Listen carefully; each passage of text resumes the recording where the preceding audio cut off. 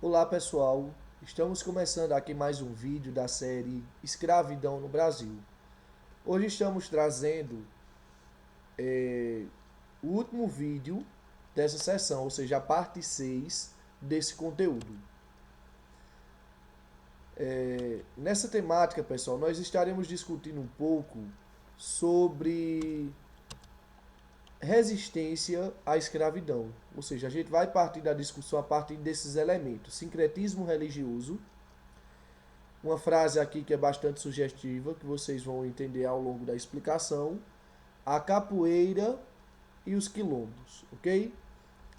Em primeiro lugar, é importante percebermos que quando os escravos chegam no Brasil, eles serão obrigados a adotar a religião católica, ou seja, eles serão obrigados a rezarem para os santos da Igreja Católica. Porém, os católicos da época vão negligenciar o fato deles já possuírem suas próprias representações religiosas. Eles não levaram em conta que eles já tinham um deus a quem adorar, pelo nome de Olorum, e eles também tinham seus orixás, que eram pessoas que haviam se destacado por serem grandes guerreiros, grandes reis, pessoas que tinham feito coisas que chamavam a atenção dessas populações. Na verdade, a Igreja Católica vai chegar para isso e vai dizer: não, vocês vão ter que abandonar todas as vossas divindades, todas as vossas os representantes religiosos de vocês e agora adorar aos santos da Igreja Católica. É interessante notarmos, pessoal, que não vai ser bem isso que vai ocorrer. Na verdade, vai ser comum escravos fazerem bonequinhos de barro, bonequinhos de pano, cavarem buracos ao pé dos altares dos santos e enterrarem a representação dos seus orixás. Aparentemente, eles estavam rezando para os santos da Igreja Católica. Mas na cabeça do escravo, que eles de fato estavam adorando eram os seus orixás. É aí, por exemplo, que a gente vai ver, por exemplo, São Jorge, que é um santo guerreiro, ser comparado, vamos dizer, com Odum. Não, com Ogum, que era o quê? Um orixá guerreiro. A gente vai ver, por exemplo, Iemanjá ser comparado a Maria. A gente vai ver Santa Bárbara ser comparado com quem? Com Inhaçã. Ou seja, eles vão adotar os santos católicos, mas colocando sobre eles o quê? Nomes dos orixás, a qual eles de fato prestavam reverências religiosas. Então a gente vai ver que aqui no Brasil é comum, a partir das culturas africanas, existirem relações entre santos e orixás. Isso era uma forma de resistência, pessoal. Eu costumo dizer, pessoal, quando eu penso na questão do sincretismo, eu penso no seguinte: que podem escravizar uma pessoa no corpo, obrigar ela a fazer coisas que ela não quer, mas a mente dela sempre será livre para pensar no que quiser. Ou seja, os escravos não tinham domínio sobre o seu corpo porque eram humilhados a partir de hábitos sexuais da época. Eles não tinham domínio sobre o seu trabalho, eram obrigados a trabalhos forçados. Porém, tem uma coisa que os senhores de engenho ou a cultura portuguesa não vai conseguir eliminar, que é o quê? A mente deles. Na verdade, toda forma de resistência, toda forma de luta, ela começa na mente dos indivíduos. Às vezes os indivíduos estão passando por momentos difíceis, mas se eles resistirem mentalmente, eles conseguirão achar estratégias para poder se livrar da escravidão. E é justamente isso que vai ocorrer. O sincretismo religioso vai ser o primeiro elemento de resistência. E a partir dele, a partir do momento de não aceitação, de dominação, é que vai surgir também outras práticas, tais como o quê? A capoeira, que era uma dança inicialmente, mas que perceberam os escravos que poderia ser utilizado como uma arma. Na verdade, a capoeira ela vai ser utilizada pelos negros escravizados como uma maneira de fugir da serviência da escravidão. É tão provável isso que assim que a escravidão é abolida no Brasil no ano de 1888, a capoeira ela ainda vai ser observada com olhos atravessados, a tal ponto de ser criminalizada. Qualquer pessoa que fosse pego lutando capoeira, treinando capoeira, era tido como marginal e terminava apanhando e sendo preso pelas autoridades da época.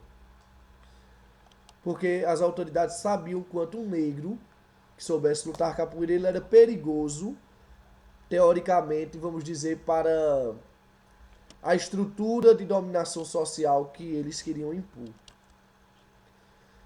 E por fim a gente vê também os quilombos.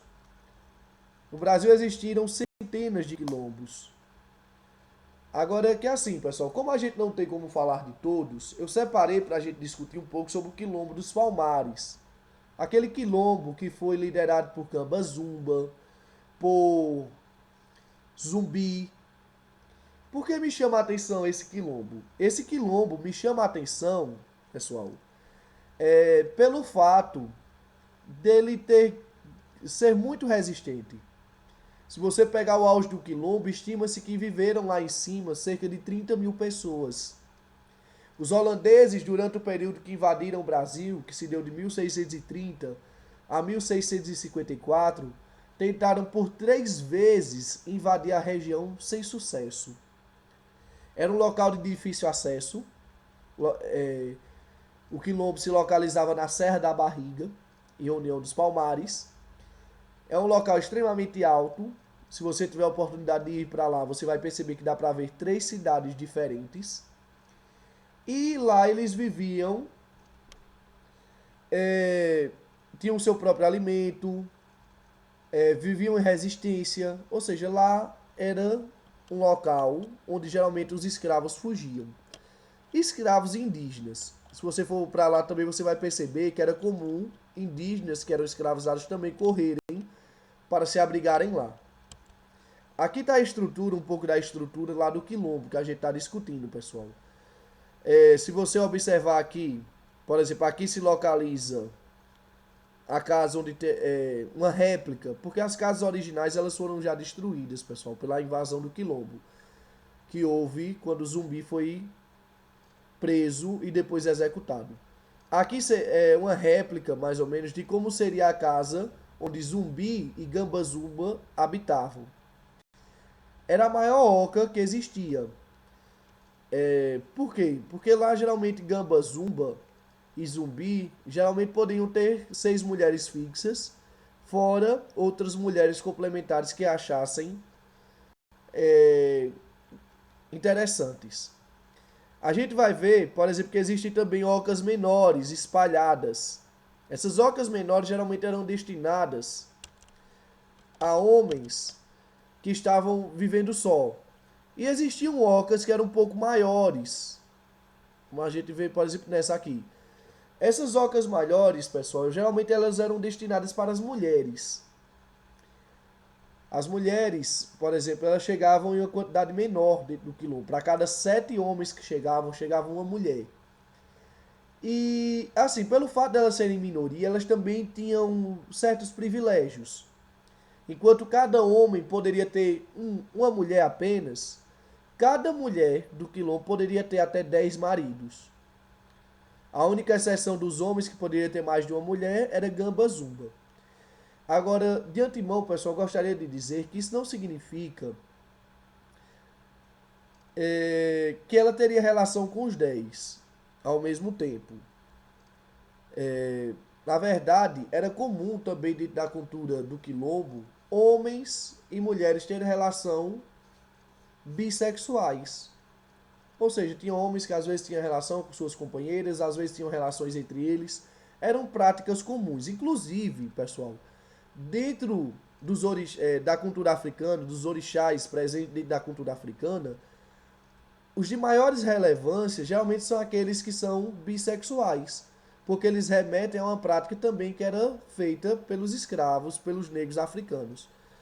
Aqui a gente vê uma árvore sagrada para eles, ela é oca por dentro, inclusive se você observar, tiver a oportunidade de ir para lá, você vai ver que geralmente é feito oferendas. Aqui existe um lago que também é considerado sagrado. Ao redor do lago existem marcações de lanças. Geralmente eles amolavam as lanças aqui. Existe outra região aqui, mais ou menos por aqui, pessoal, que eles também faziam rituais. Ou seja, isso aqui é basicamente a estrutura principal. Mas ao longo da serra também existiam outros domicílios, ok? Eu separei aqui também, pessoal, alguns espaços históricos que vocês podem conhecer para aprofundar o conhecimento acerca da escravidão. O primeiro deles é o Museu do Estado de Pernambuco, caso de um antigo barão, que vocês podem visitar lá no Recife. O segundo, o Museu do Homem do Nordeste, que fica ao lado da Fundação Joaquim Nabuco, lá no bairro de Apipucos, no Recife.